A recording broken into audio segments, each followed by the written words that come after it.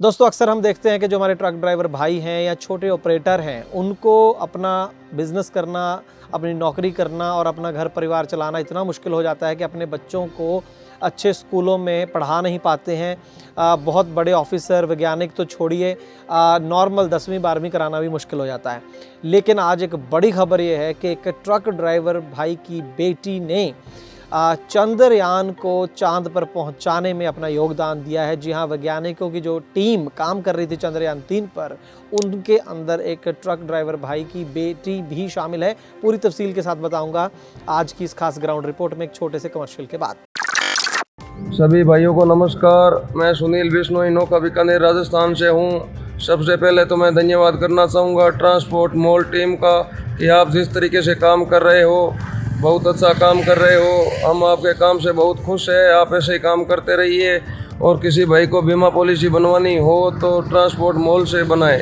90 831 number है transport mall के platform का। आप कभी भी संपर्क कर सकते हो। तो बीमा के लिए व्हाट्सएप करें गाड़ियों के नंबर 90 831 90 831 पर। आप भरोसा कर सकते हैं हम पर। ट्रांसपोर्ट टीवी पर आपका स्वागत है दोस्तों। मैं हूं मनिंदर सिंह और आप देख रहे हैं ग्राउंड रिपोर्ट। दोस्तों हाल ही में पूरे देश में इस बात की बेहद खुशी मनाई गई कि भारत दुनिया का पहला एक ऐसा देश बन गया है जिसने अपना लैंडर चांद पर पहुंचा दिया है। और चांद के साउथ पोल पर ऐसा करने वाला भारत दुनिया का पहला देश है।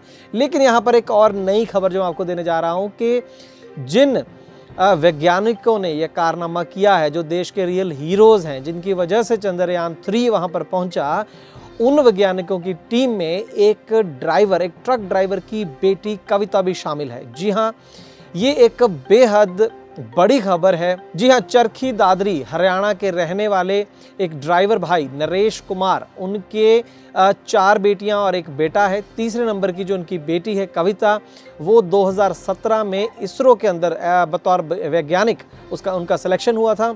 और 2019 में मैं आपको बता दूं, वो बेंगलोर के जो बेंगलोर सेंटर है इसरो का, वहाँ पर कार्यरत है।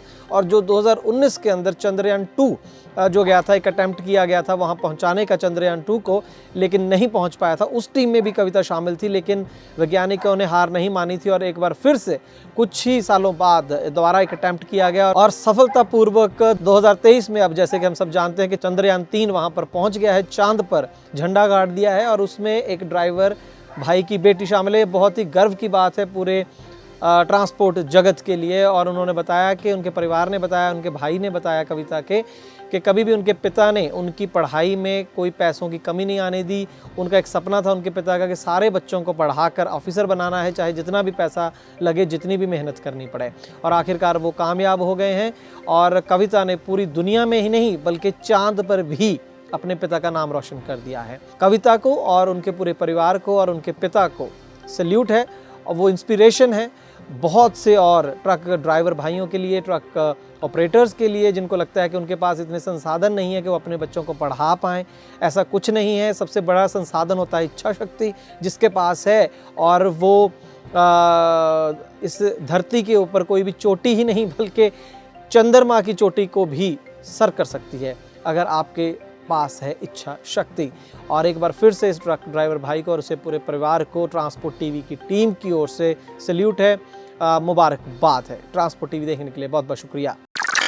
नमस्कार, जोले मैं कुंगांग जो स्पीति हिमाचल प्रदेश से। मैंने अपनी गाड़ी का इंश्योरेंस 2-3 साल से ट्रांसपोर्ट मॉल से कराया है।